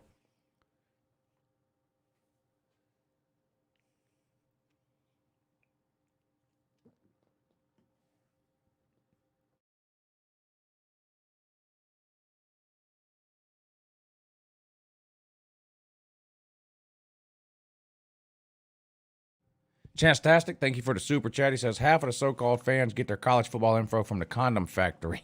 Common sense isn't really common anymore.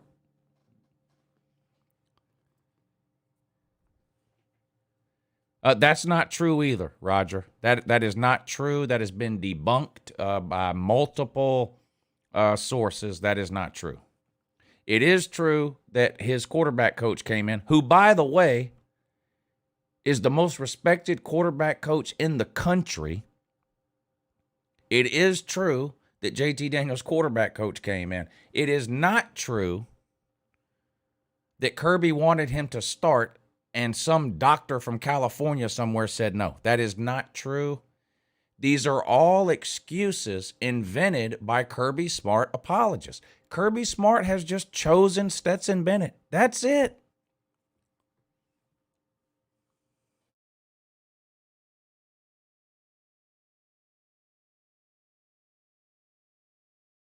It's that simple.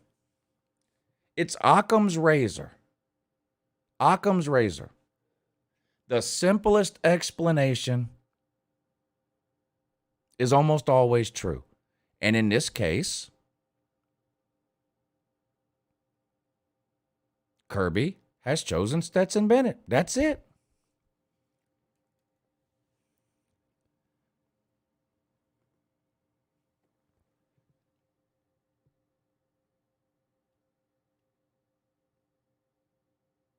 If I get a screenshot of Paul Tyson standing on the sideline without his helmet in his hand, is that proof that Paul Tyson is hurt? Yes or no?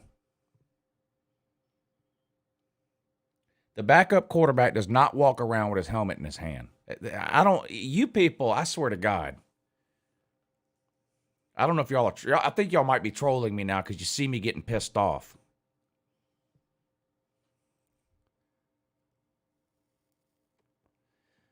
Yeah, maybe come up with an original name instead of Justin Fields. That's like this guy, Bama fan. Look at a YouTube name. Oh, Bama fan. Damn.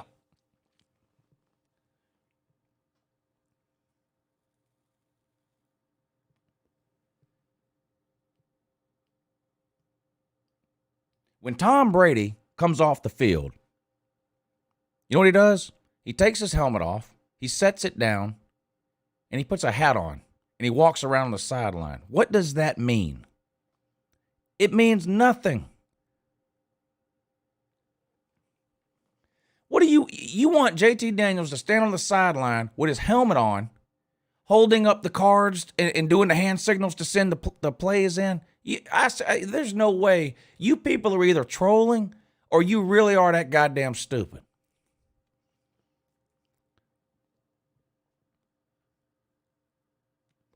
Will Corral play in the Sugar Bowl? I don't know. We need to get some practice video. Does Matt Corral have his helmet in his hand at practice or not? If he doesn't have his helmet on or in his hand, then he's not playing because he must be hurt. Jeff, so I don't know. You're a fool, Lou. I'm a complete and total fool. There's no doubt about that.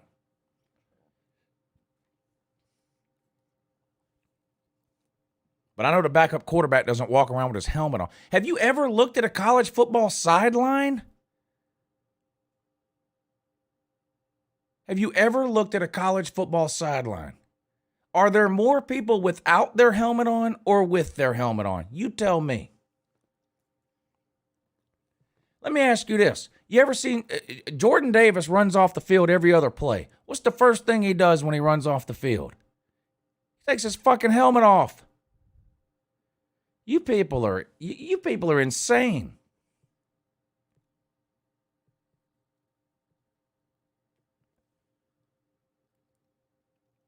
JT's hurt because he doesn't have his helmet in his hand. Go back and watch the first half of the Georgia Tech game. He didn't have his helmet in his hand. He didn't have his helmet in his hand at the start of the third quarter. And then he was in the game, playing. My God. Did y'all ever play football? You stood on the sideline with your helmet on? The fuck is wrong with you?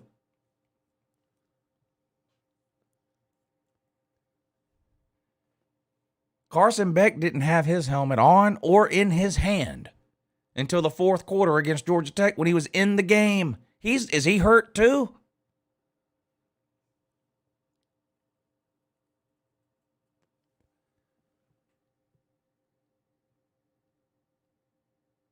Yes, Tanner, that's it. That's it. Kirby said Stetson is the starter. That's it. That's why Stetson is starting. That's all. That's the only reason.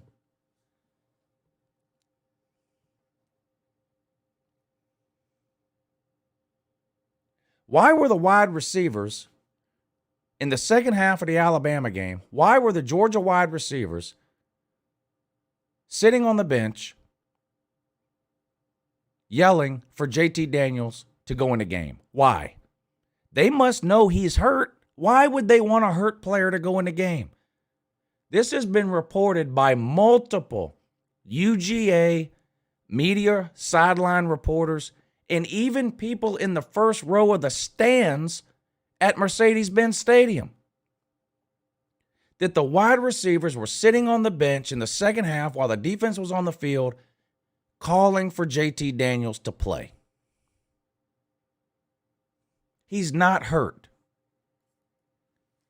And he's definitely not injured. And there is a difference.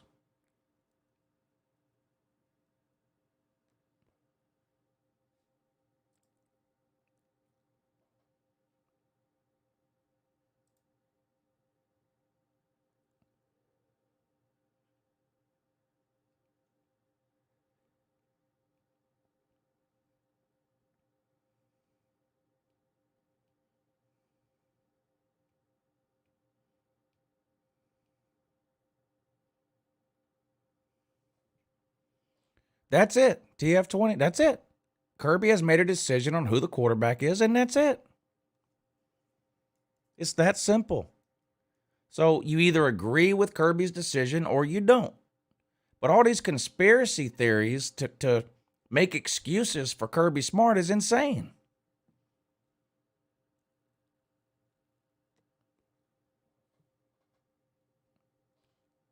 Fish and football, there's not even a small game that Stetson has won for Georgia. Stetson has never won a game for Georgia, ever. Chancetastic, thank you for the super chat. Kirby will go to the grave riding Stetson to a championship, then willing to take a chance with JT, which in turn would make Kirby look like a fool for choosing Stetson over JT. Well, he needs to swallow his pride and take that chance, but I don't think he's going to do it. I don't think he's going to do it.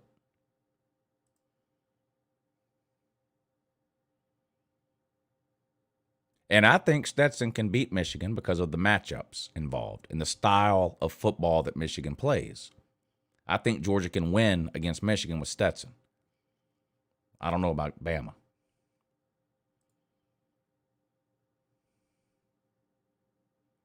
Sean, thank you for hitting the PayPal link. He says, great shoe as always. 2 quick points. 1, Notre Dame versus Okie Light. Thoughts? I think Notre Dame could win. Apparently last night, Brian Kelly spent that night in the arms of a girl from Louisiana. Her name, Walker Howard. Have a good morning. I played that dance video on the morning show. It's the saddest thing I've ever seen. Why these coaches think it's a good idea to record themselves dancing and then post it on social media is beyond me.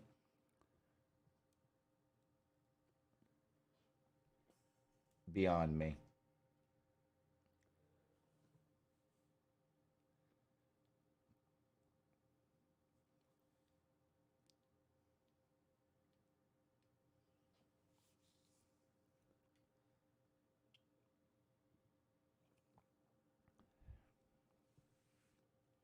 Dan Mullen dancing was the best thing I've ever seen. I guess you haven't seen Brian Kelly dancing then.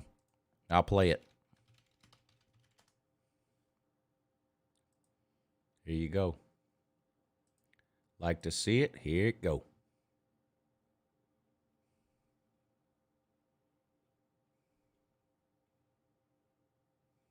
I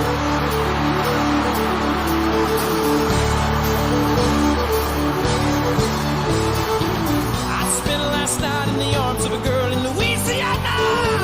Going out on the highway, my thoughts are still with her. Such a strange combination.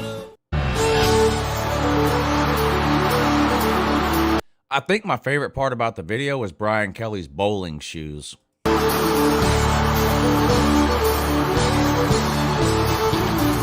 spent last night in the arms of a girl in Louisiana.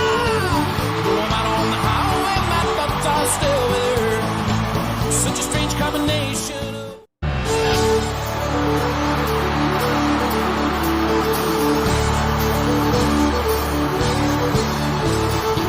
I spent last night in the arms of a girl in Louisiana. Going out on the highway, my thoughts are still with her. Such a strange combination. That's fucking pathetic.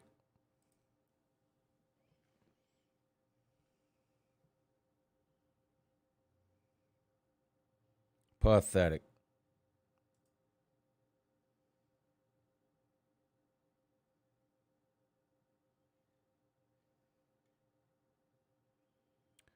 Ultra says, rate Brian Kelly's Southern accent on a scale of 1 to 10. 0.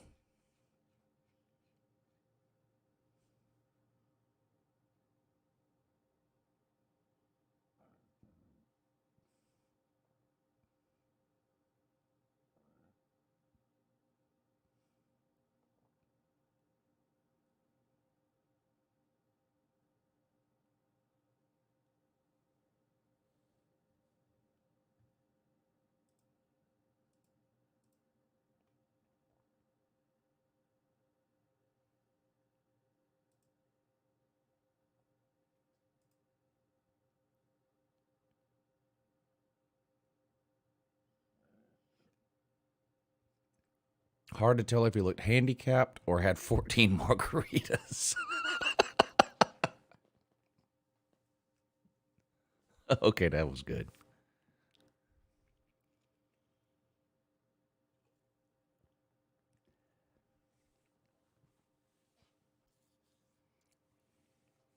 What's weird is that the odds on a Georgia-Alabama rematch are Georgia favored by 1. Now that's odd. That's what's strange. You can bet on Georgia-Alabama right now in the national title game with Georgia as a 1-point favorite. Yeah, Marty, I talked about that ad infinitum.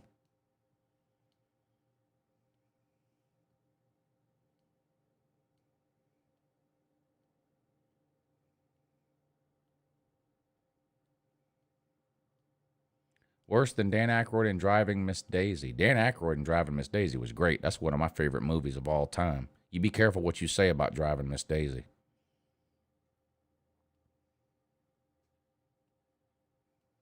Yeah, Florida's dead for the next couple of years. You can forget about them. This recruiting class is going to bury them for a couple of years.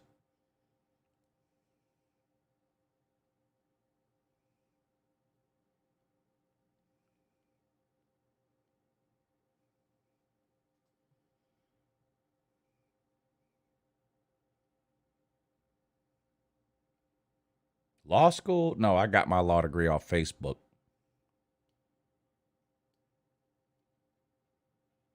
Yeah, I watched Christmas Vacation Friday night. My favorite Christmas movie of all time. Not even close.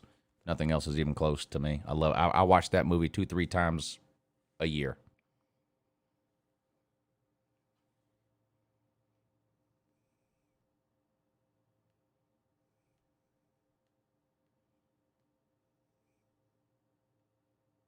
Christmas Vacation. Die Hard is not a Christmas movie. It's an action movie that takes place during December.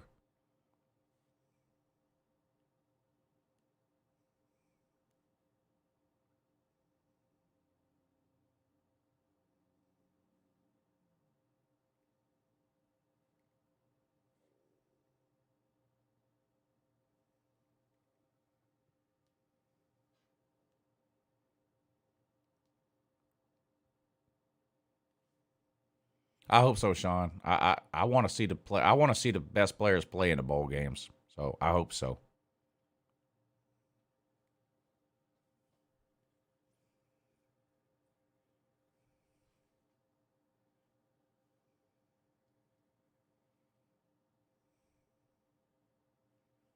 Shitter's full.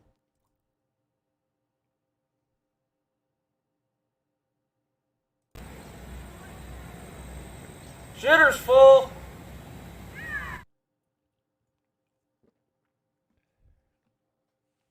Nikki, thank you for the super chat. I'll die on this hill, woo. My $5 says it's a Christmas movie.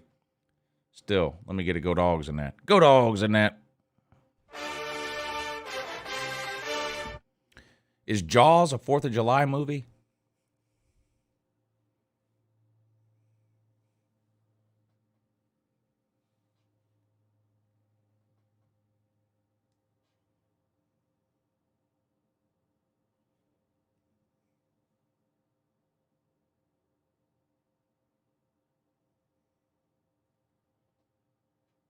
Yeah, I like the original Christmas Carol, too. That's my favorite of all the Christmas Carol movies, or all the Scrooge movies. I like Ole Miss if Matt Corral plays.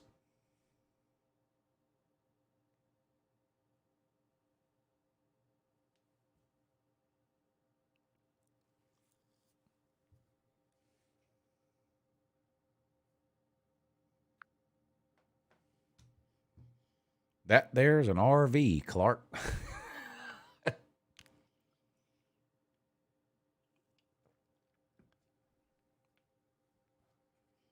Yeah, good morning.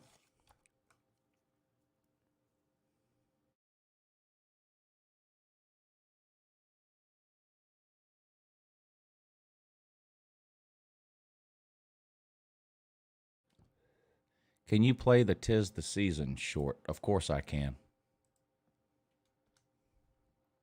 Of course I can.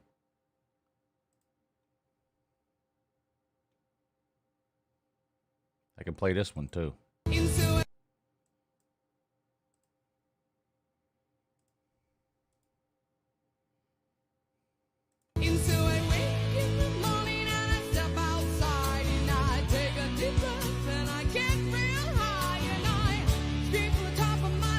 Me dippy dake, me dippy dake, me dippy dake. Yeah. But you want the Christmas one?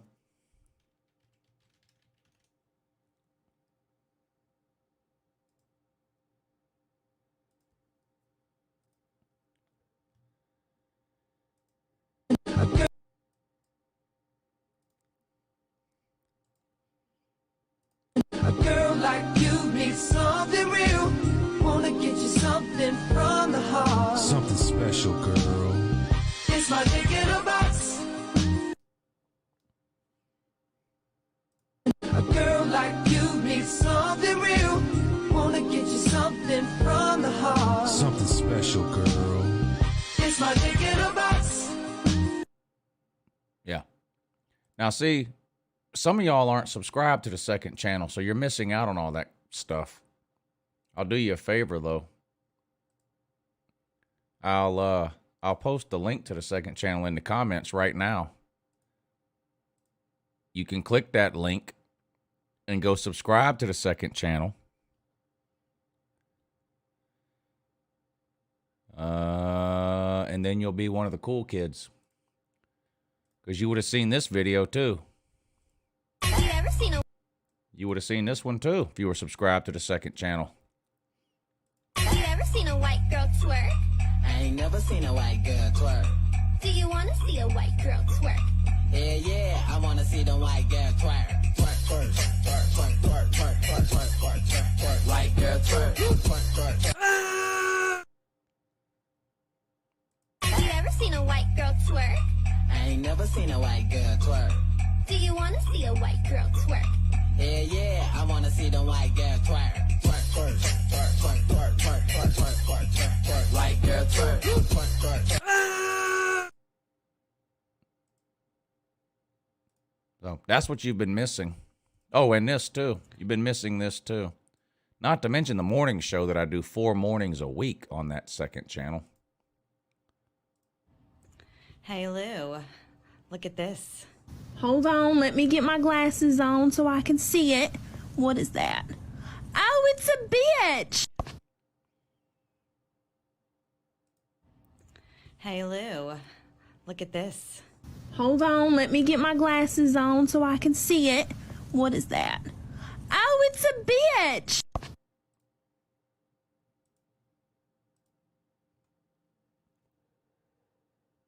Yeah, if you're not subscribed to the second channel, that means you've been missing the mustard shoe for like 2 years. That's unacceptable. Oh, here, I'll post it one more time. Live show 4 mornings a week. Monday, Tuesday, Thursday, Friday, 8 a.m. 2-hour live morning show. There you go.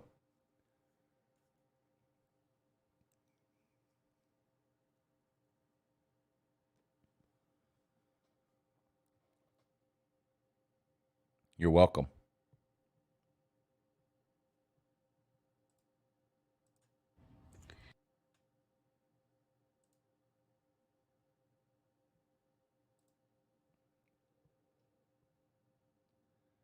How to treat a lady?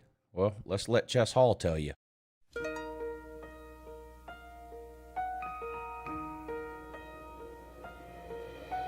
Lady, I'm your knight in shining armor, and I love you. You have made me what I am, and I am yours.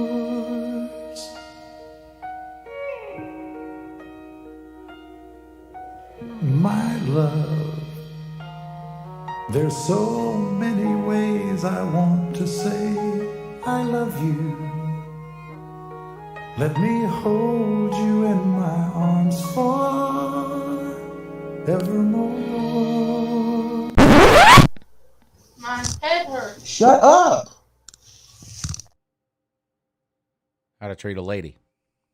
Courtesy of Ood Ood Cut Cut.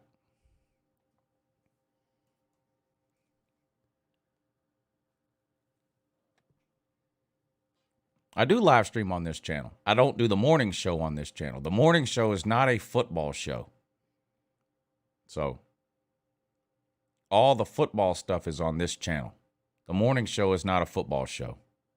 So, don't tune into the second channel expecting to see football videos.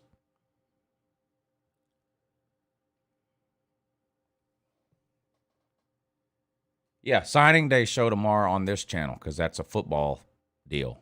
So, yes, probably around 11 o'clock in the morning. 11:30, somewhere around there. I'm going to go live for signing day tomorrow on this channel.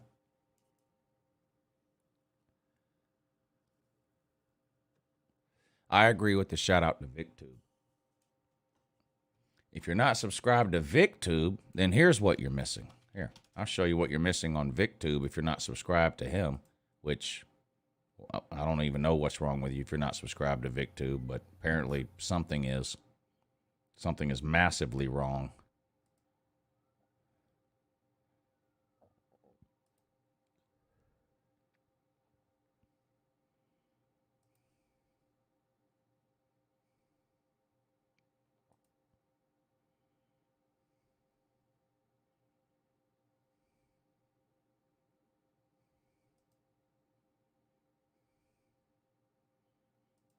I gotta find it first.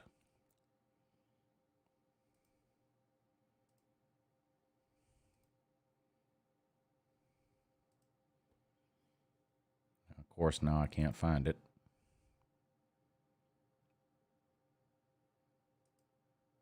Where the hell is it?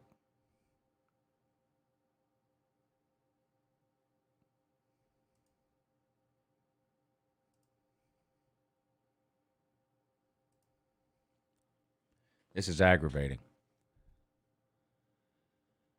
This is aggravating now.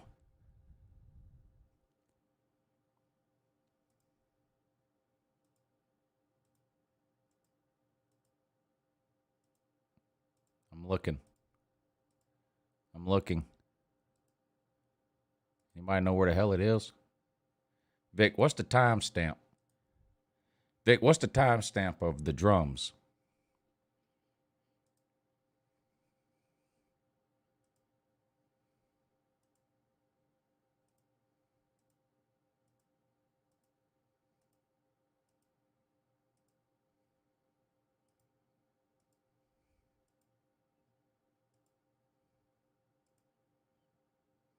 This is irritating. I'm about to get mad. What's the timestamp of the drums?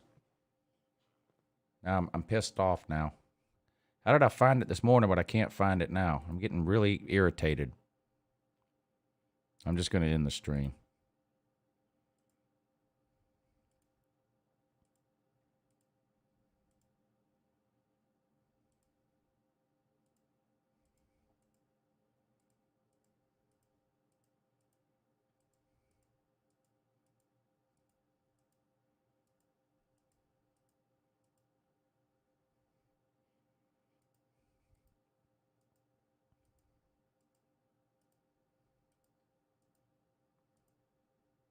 Oh, here we go.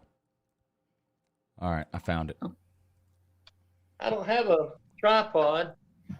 Enjoy this. I might be able to. Let me see if I can prop my phone up, Vic.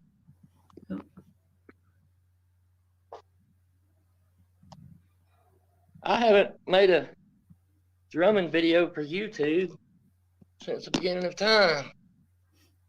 I should probably be doing online drum lessons, but there's already so many people doing it. They don't really need me for that.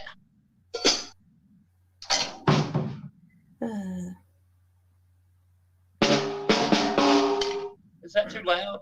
No, that's fine. All right, but I'm not. But I'm not gonna sing the whole thing again, though. I mean, I'll just do just the first few verses.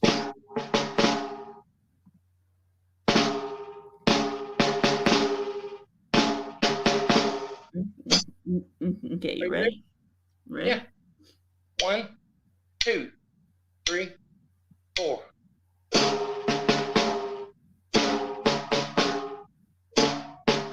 Come, they told me, pa-rum-pum-pum-pum, a newborn king to see, pa-rum-pum-pum-pum.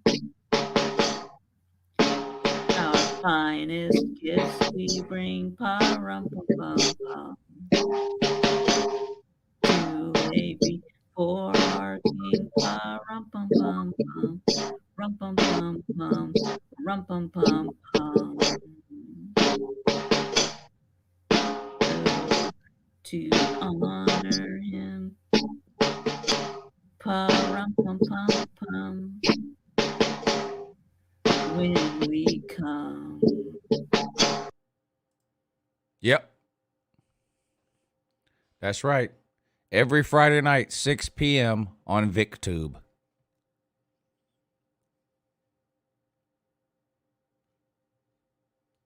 All right, everybody. I'm going to get out of here.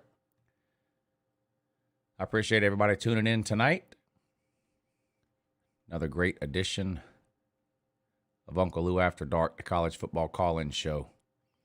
Chantastic, thank you for the super chat. Kirby's quarterback decisions are the equivalent of Al Cervic playing golf from Caddyshack. Damn, that might be true. That might actually be true. Hard to argue the point. Damn near impossible, actually. Damn near impossible.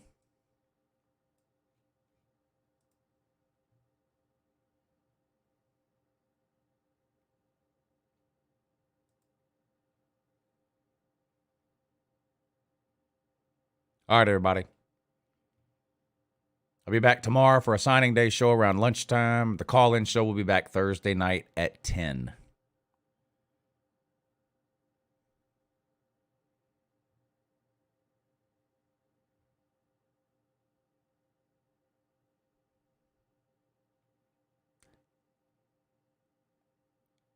Have a great morning. Tater man, does whatever the tater can. Runs down the hill, rubs his rock. The ukulele can suck my. Watch out, here comes the tater man.